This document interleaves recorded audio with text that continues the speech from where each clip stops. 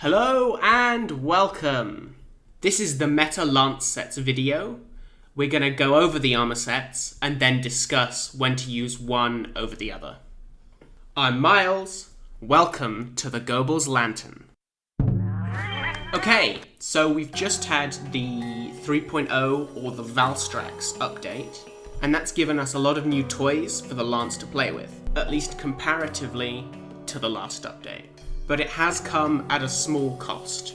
We had a wider range of different lances that were meta for different use cases, but now we have one lance to rule them all. If you use other weapons, or you've been keeping up with the meta in general over the last update, then you'll be unsurprised to hear that our new best-in-slot lance comes from Tigrex. Or Tigrex. I'm not opening that can of worms. But there is also good news. This update, we got a significant damage increase. We didn't get anything close to this in 2.0. And the new Valstrax armor gives us a lot of new choices we get to make when making armor sets. So moving on, we've got 4 meta sets. And they're separated based on 2 factors.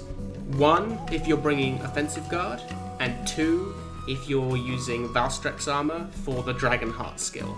Which one you want to use is going to depend on a few factors, namely which monster you're fighting, how risky you want to play, and how good you are at perfect block. But don't worry, we'll come to that later. First, let's look at the sets. So the first armor set that I'm showing you has got the highest damage potential. It's got a perfect EFR of 577.9. For those that don't know, EFR stands for Effective Roar, and Effective Roar is the way that we turn all of the weapon's skills into damage. And so the higher the EFR, the more damage you're doing. So why is wearing full Valstrax armor a good idea? And the answer is that the Valstrax set bonus combos really well with the other skills on its armor pieces and with the way Lance plays in general. When you're using the full armor, the Valstrax set bonus gives you a 10% raw damage boost when you are at 80% health or less, while also activating Dragon Blight, but without any of the negatives that Dragon Blight would give you. This, in turn, activates Resuscitate, which gives you a flat 20 raw bonus to your damage. And finally, you also get 3 points of resentment on your armor set, which will give you a further 15 points of raw attack whenever you have red health. When you guard, you get that red health very, very often, which is why the Valstrax armor and resentment is actually a really strong skill for Lance. The other half of why this armor set is good is because of Offensive Guard. A 15% raw damage boost is nothing to joke about.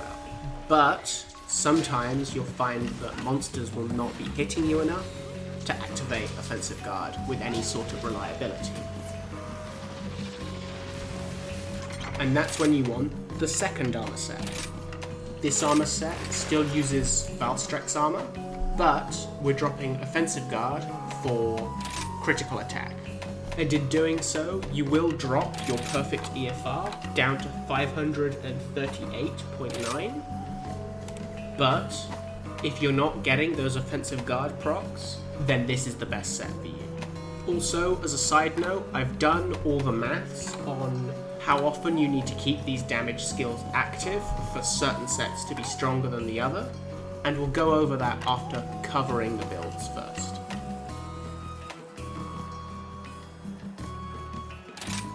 So those are the 2 main meta armor sets. But let's suppose that you're good with Offensive Guard, but you're bad at upkeeping Dragonheart. In that case, what's right for you? And the answer is this. With Offensive Guard back in the picture, you're hitting an EFR of 541.6, which is slightly higher than the non-Offensive Guard Dragonheart armor set. So it's definitely competitive to not run Dragonheart, even if you are losing a little bit of damage, and admittedly you are losing a lot of damage from the Dragonheart Offensive Guard set. But it's still got a place if your Dragonheart uptime is low. And finally, we have the Tigrex set with no Offensive Guard.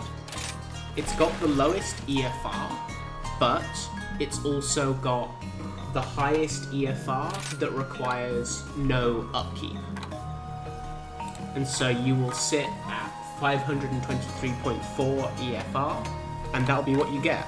But it's also very comfortable because of that. You've not got any upkeep skills like Dragonheart that'll force you to have 80% health or less. You don't have to worry about staying in red health. It's quite a comfy set, and you still get a fairly decent amount of damage out of it. Okay, so a quick disclaimer. The charms that you have will alter the damage output of the lance sets that you can make. The charm that I've used to compare all of these sets has been 2 useful skills for the armor innately on the charm, and then a level 3 slot for decorations. So your damage will vary from my results, but the comparison between the sets will stay the same. I also recommend plugging your charms into an armor set searcher so that you can best match the armor sets shown here. And I'll just quickly re-show what skills all the armor sets have to make it easy for you. Okay, so let's talk about when it's best to use one of the sets over another. Starting with our highest DPS option, the 577 EFR from using Dragonheart and Offensive Guard falls all the way down to 428 EFR if you can't keep those damage buffs active. If we assume that you're able to keep Dragonheart, Resuscitate, and Resentment active, but not Offensive Guard, then the next best option is going to be the Dragonheart crit-focused armor set. And the breaking point for Offensive Guard uptime is 28%. So as long as Offensive Guard is active for at least 28% of your hunt, then it's worth using the Dragonheart Offensive Guard set over the crit. But if it's less than that, then use the crit Dragonheart set. If we talk about the reverse, where you're very confident with your Offensive Guard uptime, but you're not so confident on Resentment, Resuscitate, and Dragonheart, then the next best set for you would be the regular Offensive Guard set. And the breaking points between these two are if you're able to have 70% uptime of Dragonheart and Resuscitate, or if you're able to have 50% of Dragonheart, Resentment, and Resuscitate combined, then the Dragonheart Offensive Guard set is going to be better than the non-Dragonheart one. Also, as a quick side note, Dragonheart will always activate Resuscitate, which is why I lumped them together. Finally, let's assume that you're not confident with Dragonheart or Offensive Guard. In that case, the set that you'd be comparing to would be the regular Tigrex set. And in this case, you need 100% Dragonheart and Resentment, and only 16% uptime of Offensive Guard. Or you can do 100% of Dragonheart and Resuscitate, 50% uptime on Resentment, and only 35% of Offensive Guard uptime. And then the other split I've got is if you've got 70% of Dragonheart/Resuscitate, then you need a 64% uptime for Resentment and Offensive Guard. Anything below that, and I'd recommend the regular Tigrex set over the Dragonheart one. Okay, so that's the main bulk of the video out of the way. That's all the meta sets. I'm just going to quickly go over a few honorable mentions. They're not as strong as the Tigrex sets, but you might find some uses for them. So number 1 is Diablos. It's no longer the Raw King, but its comfy sharpness and its high raw means that it's very good without any extra damage things, and so it's a really good lance to use if you're doing something wacky like putting Slugger on it while also running max guard and some points in Constitution. Number 2 is the Nagakuga Lance. It's a more comfortable version of Tigrex, but it's also significantly lower damage. Finally, we've got Elemental Lances. The options we have are Aknosom for Fire, Kushala for Ice, Valstrax for Dragon, and Water is absolutely not worth using, but there may be some niche monsters where Element is still valuable, especially if you're using Anchor Rage instead of Spiral Thrust. I'm planning on making a series for off-meta lance suggestions for things like Status, Rampage Lances, that sort of thing. So expect these lances to crop up again later with a bit more detail. We've got to the end of the video. If you enjoyed it, please like and subscribe. Thanks for watching. Peace out.